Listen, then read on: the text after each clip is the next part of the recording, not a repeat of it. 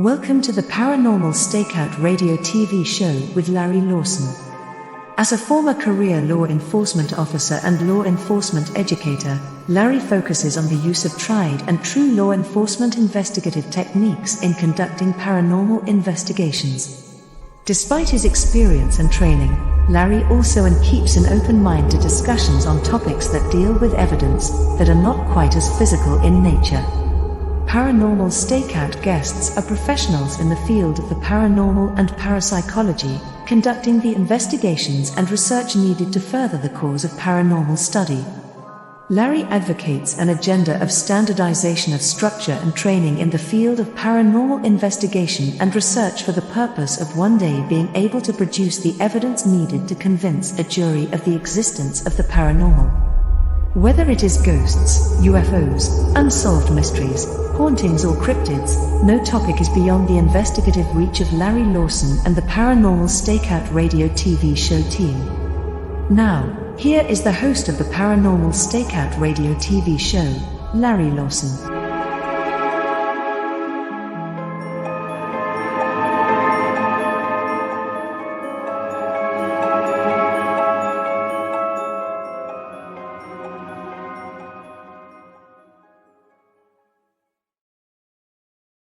And good evening, everyone. Welcome back to Paranormal Stakeout. I'm your host, Larry Lawson, coming to you from the headquarters of the Florida Bureau of Paranormal Investigation and Indian River Hauntings down in beautiful Vero Beach, Florida. So really happy to have all of you here tonight.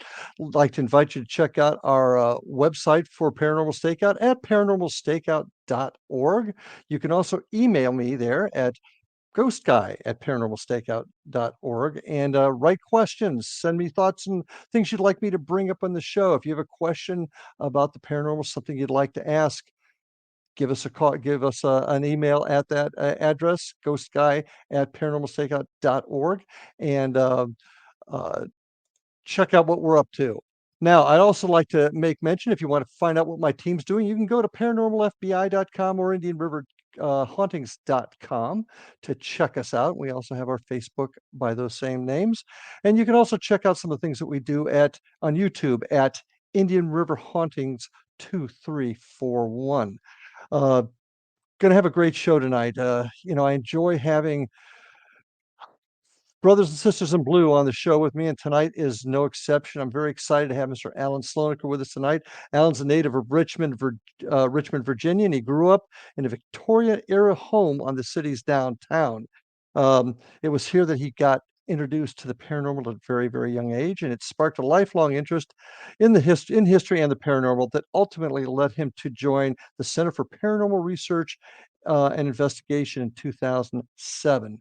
That organization was born in 2000, I might add. Al has a bachelor's degree in criminal justice from Virginia Commonwealth University. 35 years in the business, folks. 35 years, and I'm going to just brag on him a little bit. Just retired after 35 years service to his community this last July. So, Al, thanks for your service and welcome to the show, my friend. Thank you, Larry. It's good to be here. How's it feel? Still getting used to it. It's not even been 2 months yet. Yeah, I ended it after 40 in 2020, so I'm now just getting used to it myself. So anyway, congratulations. Thank you for your service, and thank God you got out of it in one piece. Yeah, 26 years of that was law enforcement. So yeah, well, you did a lot of work, pararescue and fire rescue too, I guess, right?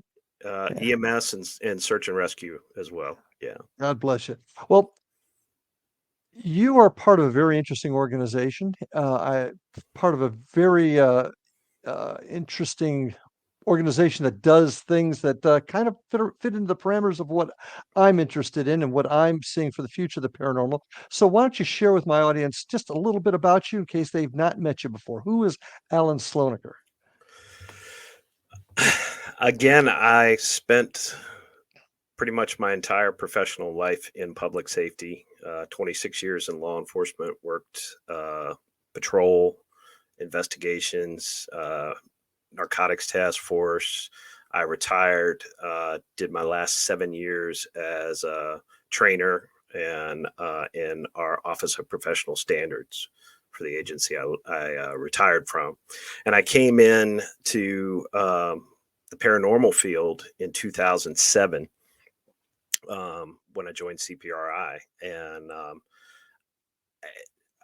I'm very, very proud of us as an organization, because we, I think, take a somewhat unique approach in that Mhm. we pursue it as academic research, and to um, we're looking at the science, um, Mhm. and not the metaphysical. Um, we want data. Sounds like a plan. Now, but what got you into the field? What occurred? What happened in your life that such? I mean, there's so many of us in the public safety field now that have found an interest. And back when we started, we couldn't even talk about it. But if you remember those days, I'm sure. Oh yeah, oh yeah. But what got you here? How did you get here? The house I grew up in was in an old neighborhood in downtown Richmond. I was Hmm. fourth generation of my family on my dad's side to live in that neighborhood, and it was kind of your typical things that go bump in the night from time to Hmm. time. Footsteps, the occasional voice. My father saw full body apparition a couple times. Um, Hmm. I never did, but it was very sporadic. Um, but it happened, um, and so from as far back as I can remember, I've been interested in this stuff. Hmm. Absolutely fascinated. But also, my father was a huge history buff. And so I developed a love of history as well. And so one of the things that attracts me um, to this field is history. Uh, Absolutely. I the paranormal stuff is fascinating, um, but the history and the places we get to go, the things we get to see, are fascinating from a historical perspective, and I love that equally. Well, wouldn't you agree that you can't have one without the other? If you're going to have an interest in the paranormal, you must love and embrace history because they two have to go together. I think you're right. Yeah, yeah. So, so what prompted you to join CPRI? What and how did you find them? What prompted you to go to them as compared to maybe another group or starting a group of your own? Um, First of all, I can't imagine starting up my own group, because, particularly at that time, because I didn't know anything. Um, Hmm. and so I started looking for organizations, and I knew that I wasn't attracted to kind of the metaphysical side of it. I wanted to really try to dig as deep as possible. Um, What do you and mean? Explain that a little bit clearer so that. I liked the idea of trying to collect data. Mhm. I like the idea of working in a more professional environment. Um, Okay. um, I, less I on the guess less on the experiencer side, and more on the why is this happening okay, kind getting of to thing. the answers to the question of Right. what's out there. Yeah, I mean, I call folks that there are a certain group section of folks in the field that are what I call paranormal thrill seekers. That's what they want is the experience. You're looking to find out what this really is on the other side, correct? Oh yeah, yeah. Yeah. And we're trying to collect quantifiable data that could be presented in a traditional academic environment. That's the kind of thing we are looking for. How successful have you been? I think we've been pretty successful, and I think that like any organization, we have grown over time. We've learned, we've adapted, we've expanded, um, and I don't want to sound too braggadocious, but I think we are probably one of the only organizations in the country that is pursuing the paranormal field the way that we are. Okay. Um, little more detail on that. So you do investigations, correct? Your Correct. team does do investigations. We What do refer to, you? well, we actually gotten away Okay. from using the term investigations, Okay. and that's one of the evolutions over time is we refer to them now as research projects. Okay. Tell us how you research. How do you do that? A lot of folks that are watching this show are part of a team or have teams, and they may take a whole different approach than what you're talking about. So tell me the difference between what you do and what um, just a two-person team, maybe a husband-wife team would be doing out there. What do you see as the difference? I mean, a couple people could do a lot of the stuff that we do. There's nothing special about that. It's really, we are looking at How- it from science, and science says you're going to employ the scientific method, which is the Okay. experimental model, and it starts with a Hmm. question. Hmm. What's going on? Well, I think X is going on. Okay, well, we don't know. Design an experiment around it. Hmm. And gather your results, analyze your data. Does it seem to verify what you thought? Okay. If it doesn't, start over. If it does it replicate? Hmm. Does it replicate over time? So I'll give you an example. I hear footsteps walking across the hallway in this house, right? Hmm. All right. So, well, my question might be, if there's footsteps, what else is changing in the environment? Is it just a sound? If is something walking? If something's walking, how do I measure that? Could employ something with an accelerometer, for example. Is there vibration in the floor from those footsteps, not just the Hmm. sound of those footsteps? Um, so that's kind of what I'm talking about, and building up from there. Okay. And you collect this evidence and you try to repeat it later. Now, Right. part of the scientific experiment is to prove the hypothesis. It's got to be repeatable. Right. How often are you able to repeat what you get? That is a good question, because I think that a lot of, well, I think we have years of repeating, and I'll give you another example. We have a site here in Virginia. It's known as Bacon's Castle. It's maintained by a private foundation called Preservation Virginia, which helps maintain a lot of Virginia's historic places.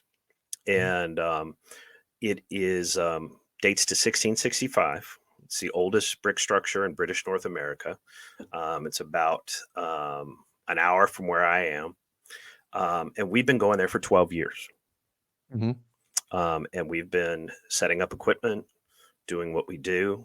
And we have found that the data that we have collected, not just the recordings, not just periodic video, and there is some sporadic video, but the environmental data has stayed consistent over time. So what am I talking about?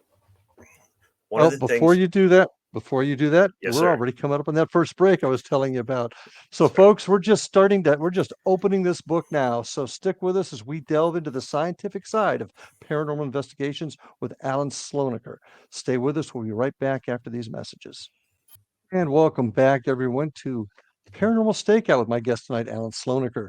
Alan, hated to interrupt you there. You were on a roll. You certainly do take the steps towards investigating, researching the paranormal in a much different way than I see a lot of teams. So I'm really interested to hear you to continue on with this place you have in Virginia and what you've done there. So one way that we've approached is environmental data. Mhm. So if you think about this from the standpoint of what we did professionally, you and I, we know that if you walk into a location, you're going to somehow leave a mark on that location, right? There's Everybody going to leaves be evidence. yeah, you're all, something will, there will be some sort of trace that you were there. So what could we potentially measure to show that an anomaly had in fact actually taken place beyond, say, I got this recording? So over time, we started looking at environmental data. And what we were finding was that there are environmental changes when an anomaly occurs. So the approach was to put out environmental sensors. Now, one thing that we do is we're not using any off the shelf. I take that back. We're using one item, off the shelf, quote unquote, ghost hunting equipment, right? The one exception is the EDI. That's what I use. Absolutely. Right. And that's a nice, handy little tool. Don't walk around with them. Don't wave them around. Put them down. Let them stay static. But those are great. But they only have a sampling rate of once every second, which is not a lot. But we started putting out environmental sensors and seeing what was or was not registering. And one thing we found was that we do get environmental changes. However, the environmental changes that we're finding are like micro events, if you will. So you may register an environmental change, but it'll be isolated to about 2 or 3 feet of wherever that anomalous event took place. If it's outside of that, you're not going to get anything. So one thing we found was spikes in EMF with changes in temperature and pressure. As this kind of examining of environmental data evolved, we found that we were getting spikes in ionizing radiation, along with changes along 3 axes of the magnetic field. The interesting thing was that those spikes in ionizing radiation, for example, seemed to only occur when the anomaly was seemingly interactive. Let's back up for just a second, because I want folks to understand exactly where you're going, because this is very important stuff. You're essentially discussing changes of the temperature, barometric pressure, things in the room where an event occurs. The event could be a voice, it could be something moving, it could be anything. Have I got that right so far? Yes. Okay. And then you set these instruments out to go ahead and register. Now, the EDI, folks, just to let you know, is a terrific piece of equipment that measures everything, and then it puts it on an SD card and then graphs it out for you. And that way you know exactly when something happens, and you can triangulate another cop word events to it. So right. And the EDI, for example, is going to measure your EMF. It has an accelerometer, temperature, humidity, air pressure, but more importantly, we know how it works. And at some point, I hope you get our research coordinator on, Brad Bradley, who is much more of a hard sciences guy than I am. I'm just an old cop. But the manufacturer of that piece of equipment made all the schematics and the data on how it works available to us. Which is really important, because if you're going to use a piece of equipment, you need to know what that equipment is supposed to do and how it is supposed to work, so that you don't have any mistakes. You're not misreading the information that it's providing to you. But we know how that works. But again, it doesn't have a high sampling rate. So over time, we've employed stuff that can take 50 samples a second, 100 samples a second. And we've started kind of narrowing the scope on the data. And that's just how it's worked over time. Now, when we go into a place, if somebody is saying, oh, well, I see that figure over in the corner on the first floor living room. Okay. And we may be trying to position equipment where people are saying they're experiencing stuff as opposed to just shotgunning it all over a structure. Okay. Now, when you say people are experiencing things, is this information you're getting from the owner of the venue or your team, or both? Usually information that we are getting from the people that run a venue or occupy a venue. Mhm. If our team over the course of doing what we do says, I'm getting a lot of noises in this part of the house, or I'm getting a lot of footstep activity in this part of the house, or I saw something here, then we're going to shift our focus. Mhm. Okay. Um, let's back up a bit. So we've got an idea. You use equipment you've created yourselves to No, even enhance. No. no, Oh, this no, is not no. your I own mean, for equipment. the Okay. most part, it's off the shelf, like Geiger counters. We're Mhm. using a Geiger counter that you'd find in a science lab. I mean, Interesting. it's Okay. just off the shelf equipment. The passcode data loggers, you can set it up to record any number of different data sets you want to collect, environmental data sets, and jack it into a laptop and leave it. Okay. But that's something that gets used in schoolrooms, high school and Mhm. college Oh, yeah. science rooms. Yeah. So yeah, it's stuff that has real world applications. Interesting. Do you do any, do you train new people? I'm assuming you have a number of team members. Do you do refresher training? Um, Uh, Anybody that goes out on site has to take a certain number of courses through our learning management system. okay. Um, so there's that. We also conduct background checks on new members. Mhm. Um, we're operating now as a 501c3 with a board of directors. I'm one of the members of the board. Um, Mhm. and we are a educational nonprofit. So part of our mission is to go out and talk about what we do and talk about the Mhm. science of what we do. Um, but yes, we do maintain regular training, and I think keep pretty good records. All of our cases get assigned a case number. They go into a type of RMS system. And I suspect we've been having some conversations, so I'm not prepared to say anything at present, but I suspect that is going to get even more sophisticated over the course of the next year or so. So any evidence that you collect with your equipment or anything that you consider evidence goes into this RMS records Mhm. management system, right?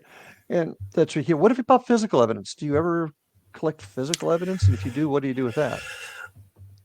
I have not been party to collecting physical evidence. Okay. Um, Sometime before I joined the organization, um, there was a private residence case um, whereby somebody reported a ball of light that passed through a screen, like a screen porch door, Mhm. and it left a circular mark. And it turned out that metal had been the metal on the screen had been Mhm. irradiated as if it had been exposed to a nuclear blast. Interesting. Yeah, extremely interesting. And that incident predates my arrival to the organization, but um, that is in the custody of the federal government because it's irradiated. Yeah, that's a little that's not a glass that fell off the shelf and got broken No, type of thing. no, Yeah, no. it's interesting. Um, do you have a system for collection and preservation of physical evidence? Yes, there's a couple other active and former law enforcement in there, so that yes, if for example there was evidence that we needed to collect, we could collect it. Okay. But physical evidence, like fluids or footprints or things like that. No, No, I'd love to have something we like all? that. Let's go back to the beginning of the investigation. What sort of things do you do up front before you investigate a venue? And from what I understand, you traditionally do historical buildings or businesses, that type of thing, more so than so how do you begin your investigation? What sort of background do you do on where you're going? So first of all, we're really not doing private residence research projects anymore. If somebody comes to us, we'll talk to them. If it's something that we can do or something that is particularly interesting, or they genuinely seem to, need some sort of help, then we will try to do what we can. Primarily, we are focusing on long-term projects. And I'll give you the Bacon's Castle thing again, because that is a property that, one, is not occupied. It's not somebody's house. It's not owned by a single individual.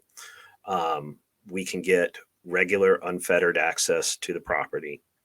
Nice. And it can serve as a laboratory environment because we can keep coming back. And we have a few properties like that. Some I can talk about, some I can't talk about because they haven't authorized us to release it. But that is ideal for us because it's a lab. Yeah, and that's important because hitting You a want spot that replication of data. Absolutely. But I want to talk a little bit more about that and some of your historical work that you do pre-investigation when you can. So, but we're going to take our next break now, folks. So stay with us. This is getting deep. So make sure you come back and join us in just a few minutes after these messages. And we are back on Paranormal Stakeout with my guest, Alan Slonaker. Alan, in our discussion, I'm kind of feeling like you traditionally have just a couple of spots that you go to do your continued research. How often do you go to new spots? We just went to a new spot about 3 weeks ago. And this was our first crack at it. So it depends. It's really predicated on the types of requests we get from any of the organizations that we're doing work with, whose properties we're doing work with. So that depends. There are a couple properties. Again, Bacon's Castle is one. Scotchtown, which Patrick Henry's home for a while. Okay. They have a lot of reports, and that has been a good spot for us. We try to get to those places a couple times a year, at least.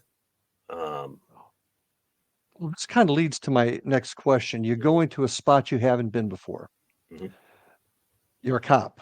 You're going to want to know what the heck's there, who was there. What kind of background do you do on the property? And do you want witnesses of paranormal events to tell you what happened, or would you prefer they didn't tell you what happened? There's an interesting split in the field on what people want to know. What does CPRI do as far as a background or history on a venue you're going into? So we'll usually do like a pre-site visit before we come in and do a full research project on it. So we'll go out to the property. We will talk to the people affiliated with that particular venue, whether it's staff, management, residents, if that happens to be relevant, and interview them about the things that they are or are not experiencing. Try to determine where on the property those things are occurring, because that's going to kind of dictate our setup when we get there. What is the nature of the activity they're reporting? Are they saying, we see ghosts flying all over the place? Or are they just saying, hey, I hear footsteps on this floor, voices on that floor, that kind of thing? That's going to dictate our layout. And then we do want to know as much about the history of the property as we can. When was it constructed? Who built it? I don't know that that's particularly relevant to what we do, but it's good. Well, it's great information to be armed with. Mhm. You know, we don't go in saying, well, it's because of this event or because of that event or because of Granted, this person is granted. the kind of person, but it's nice to know the history. Mhm. And I'm not alone in being a history buff, so it's enjoyable to learn that. One of our members is a archaeologist, and he's actually been able to find things on a couple of the sites Mhm. that they didn't know were there. Hmm. He uses a drone to do surveys, and he's found some buildings on one of our sites that they didn't know weren't in their records. all, all comes together, doesn't it? Yeah, so Yes, sir. and that all goes together, and we'll actually diagram the site in advance, Mhm. so we know what we're going into, and then before we get to the venue, we'll have our team picked out for the night, and we'll know where we're going to place equipment and what equipment we're going to place. Process, you're structured and processed. And I think that, in my opinion, is what's going to help the field progress when we start conducting ourselves that way. So I commend you for that. But let's kind of switch gears now for a second. You obviously have a very structured system for conducting and getting ready for your investigations. But what is this phenomenon, Alan? What is your theory as to what all of this is? I can tell you what I think, and Somebody, that's as far as it goes. I mean, that's my opinion. Yeah. I think it's, you know, the bulk of this is probably a naturally occurring phenomena Mhm. now related to physics that we don't yet fully understand scientifically. Um, Obviously, that is speculating. But But by that, do you mean that it's something that, when you say naturally occurring with physics we don't understand, does that mean something is possibly crossing over? Does it mean we're creating it ourselves? well, What exactly does that mean? there's the creating it ourselves thing is an open question. Mhm. I'll tell you something we've noticed along the idea of creating it ourselves. We have a couple venues that other groups go to, a lot of paranormal tourism, Mhm. that kind of thing. One that is particularly well known. We've been there 3 or 4 times. It's been a while, but St. Albans Sanatorium. Oh, yeah. Yeah, Okay. I've heard of it. that gets a lot of traffic. Gets a lot of traffic. Over time, the phenomena that gets reported in that place has changed Okay. substantially. I've got something I want to ask you about that when you finish this thought. It's in some cases become more dark or more sinister. Mhm. Um, and is that us? I don't know. Um, you know, we it's an open ended question. But you have a place. We have a place. I'm probably not going to mention the name, but we have a place locally that has a lot of paranormal tourism. A lot of Mhm. other groups go in there, and it went from having very kind of mundane type activity to having much more pronounced activity, um, different activity, little on the darker side. Um, is that because of the all the traffic it's getting? Are people bringing that with them, even if it's just here? Mhm. We don't know. Um, who knows? Um, some of the things like the spikes in ionizing radiation with the changes in magnetic field, um, there's that kind of touches on theories about wormholes. Is are we talking about a micro wormhole that allows a voice to come through from another time, somewhere else in the universe, whatever that may be? Um, who knows? I think everything is pointing to some sort of environmental correlation.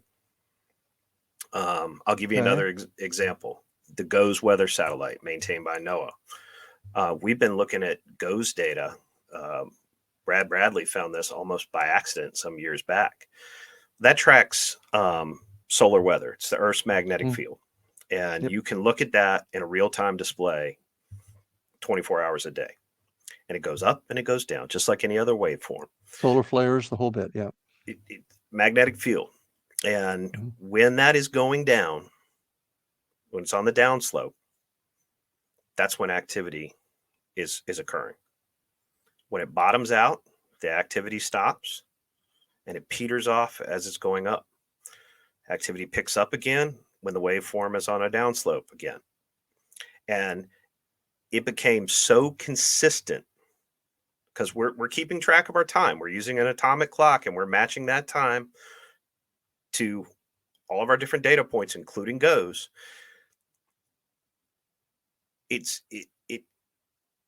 We don't know why, we don't know how, but it's always on the downward slope of the GOES satellite data. Why? But it's giving us an indication that there's some sort of environmental correlation to this phenomena. See, that's the data. That's the kind of data we need to prove or disprove. Now comes the big question is, and you said it yourself, is why? And we don't know that yet. That's what our quest is all about, is why. But do you in your heart feel that it is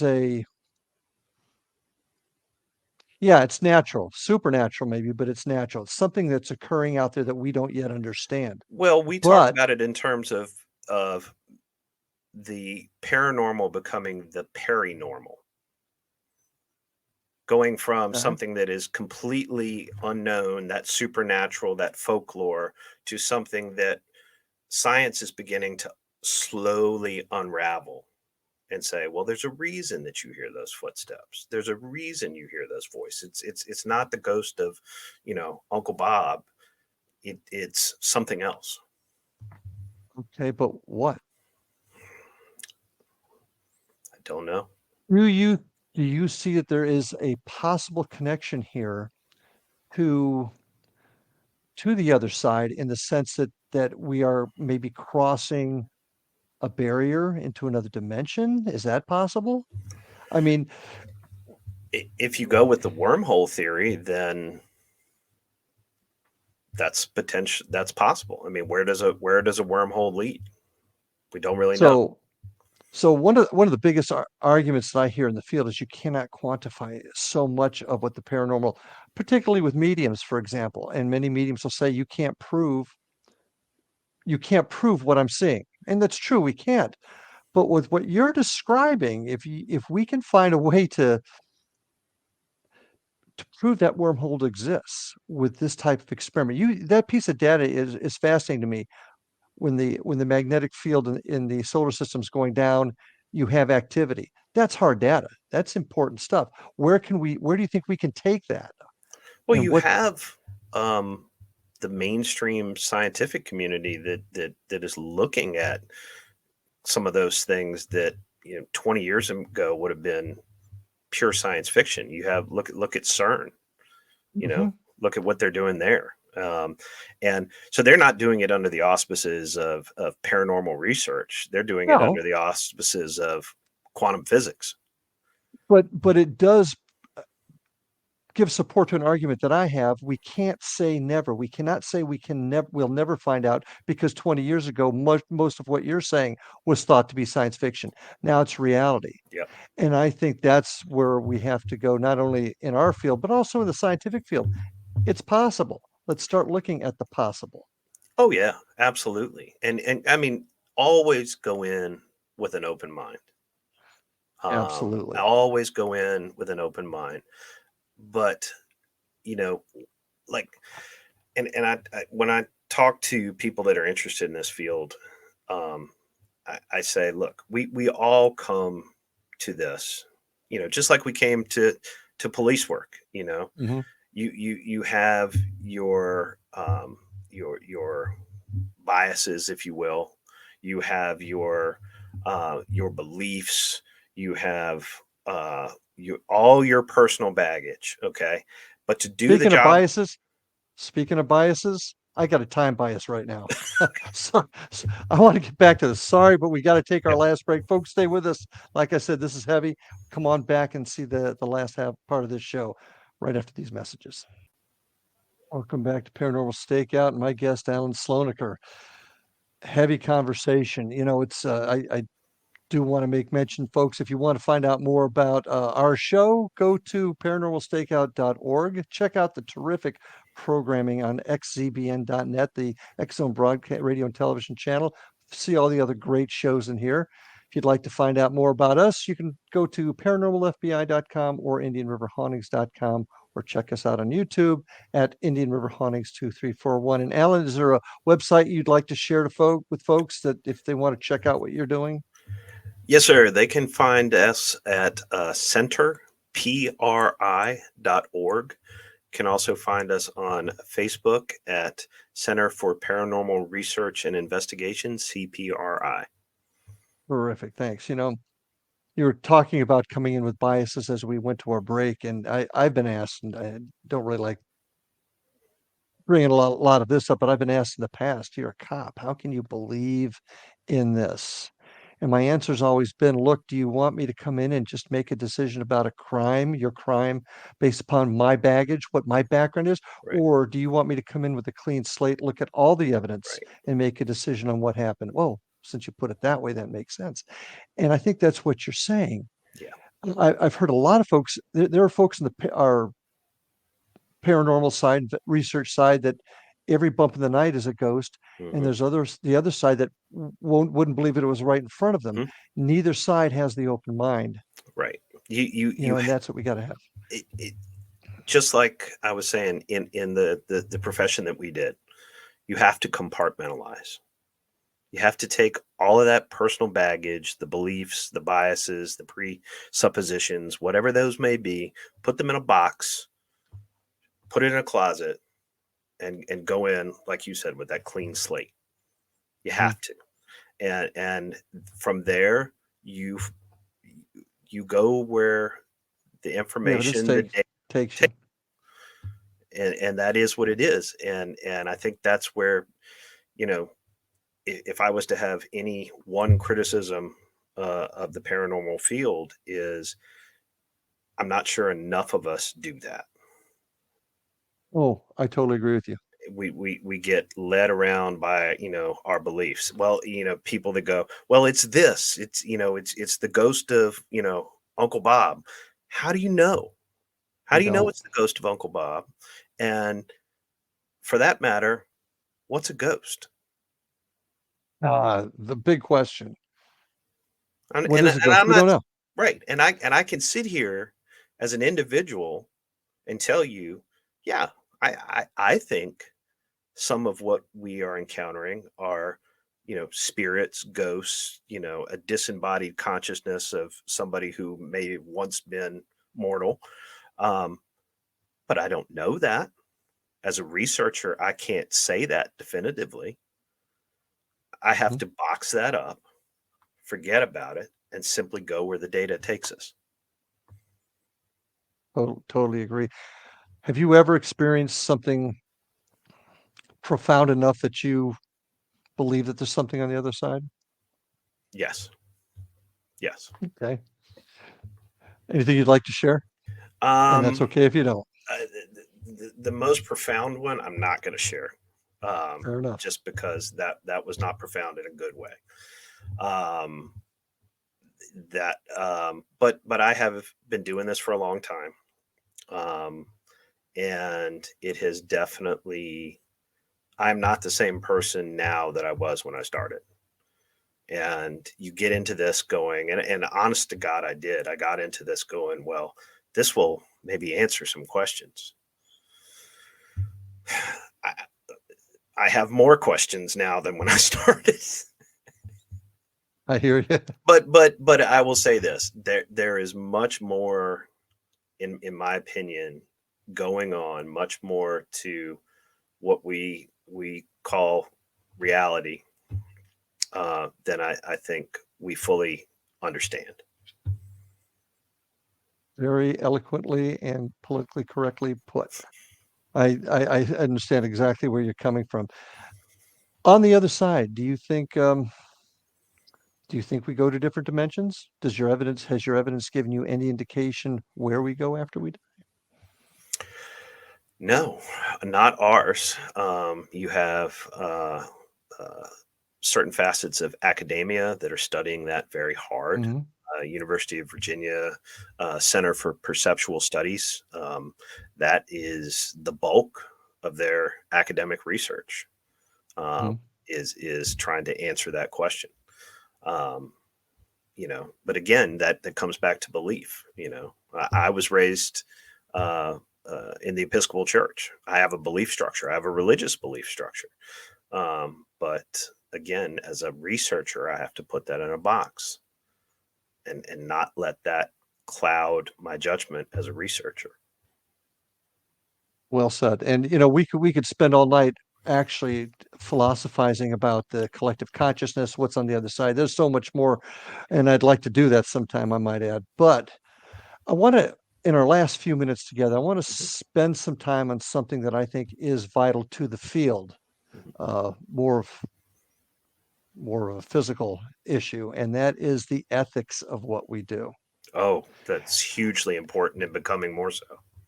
And that is a big problem. And to give you an example, to give you a start of a concern I have, a group goes in and says, yes, you have a spirit here, and we can help the spirit cross over. And they do sage or whatever they do as a team, whatever their protocol is. You're all good now. And then 3 or 4 weeks later, this person who may be suffering from some other issues that the team wasn't aware of, if you get where I'm going with, maybe mental health issues, maybe addiction, who knows? And they continue to feel the presence, or they think something's going on, but they said it was here. Oh my gosh, what's going on? And something bad happens to this person because somebody told them it's all better now. Yeah, that is something that is starting to rear its head nationally.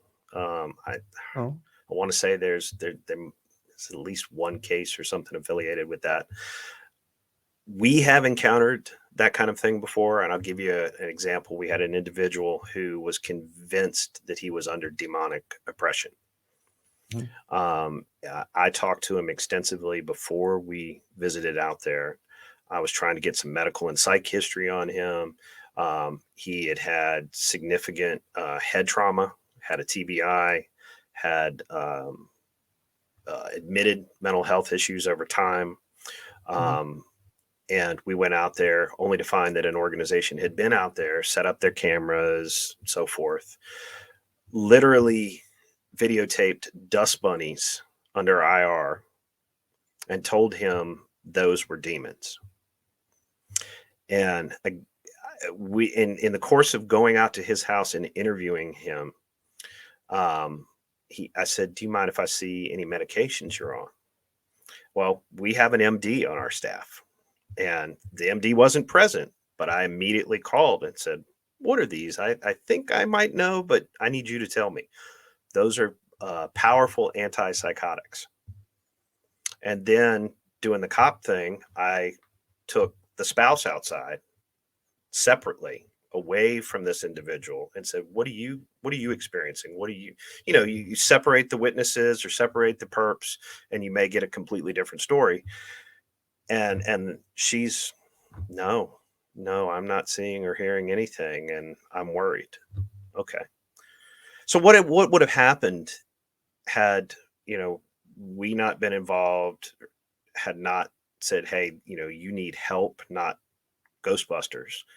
What if he had harmed himself? What if he had harmed somebody else because some group came in all excited and told him, you really do have a demon in your house? I mean, the recklessness was astounding. Could be lack of training. It could be a lack of understanding, a lack of education, or it could be a lack of empathy. lack of empathy or the desire to make something of themselves they aren't. Yep. And this All puts of the other people, above. and it can not only harm that person, but it also does not help the reputation of those of us that are trying to find the answers correctly. 100%. 100%. So yes, we do have a duty to be ethical at all times. And, a lot of us in our organization in particular, we're mandatory reporters. We have teachers and doctors and mental health professionals and nurses and cops, and we're mandatory reporters. So if there's a significant psychiatric situation, if there's something that is causing somebody to be endangered, we have a duty. And We even do. if we didn't, we as professionals in this field should have a duty. We should not be doing harm in the pursuit of doing what we do. Finding the answers. Absolutely. It's no different than what we did for all the years that we did it. We've got a duty to others. So what do we do, Alan? What do we do to not only protect the public from folks that are either untrained or have a higher opinion of themselves than they should, or believe they can do things they can't? How do we protect folks and the field?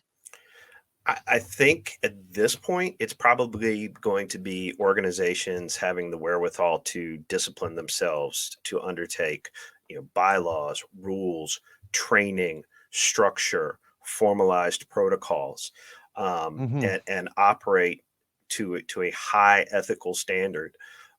Because if we're not careful, you have one of those situations like we were talking about that goes off the rails and somebody is harmed, then at some point the state's going to step in and do it for us.